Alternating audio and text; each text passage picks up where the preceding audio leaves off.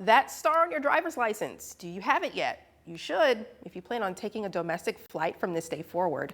They'll still let you on the airplane, but without other forms of ID, getting through security could take hours longer than it did before. A few things to clarify about the Real ID rollout. If you don't have a Star ID, it doesn't mean that your non-Star ID driver's license is expired.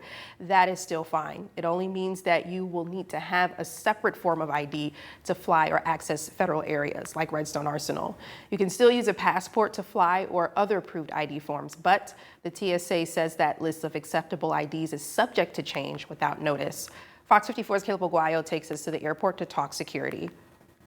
Real ID enforcement begins today across the country. Here at the Huntsville International Airport, almost everyone has gotten through security without too much of a headache. But if you don't yet have that star on your driver's license, you may need up to 3 hours to get through TSA checkpoints. We've not been told what those extra screening requirements are. Just expect that you're going to have a little bit of a delay in getting to your gate. So you want to make sure you don't miss that flight. If you do not have a document that is compliant and you do not have a Star ID, please build that 3 hours into your schedule prior to arriving to the airport. But Lisa Farbstein with the TSA tells me 4 out of 5 people across the country now have their Real ID. Those who don't aren't having to wait long as they do have an alternative qualifying ID. She says, "It is not impacting security wait times, nor is it impacting our security operations. We do not expect there to be any inconveniences or wait times at all." TSA is enforcing Real ID in a manner that minimizes the impact to overall operations, and especially for those passengers who are prepared with their Real ID, passport, or other acceptable forms of ID. Federal installations also require a Real ID for those going on base for the first time. Those who live and work on Redstone Arsenal are already approved by the Arsenal's vetting process. According to Brian Reinwald with Redstone, the Real ID Act protects national security by reducing the chance a forgery or fake identification will get someone through a checkpoint. When they see that Star ID,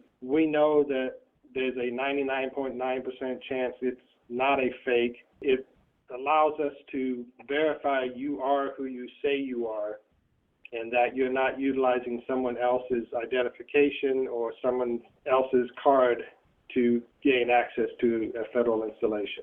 Whether you're going on base or taking a domestic flight, there's a list of acceptable documents that you can use in place of your driver's license. You can find a list of alternative IDs at the TSA's website. We have that available at fox54.com. In Huntsville, I'm Caleb Aguayo, Fox 54 News.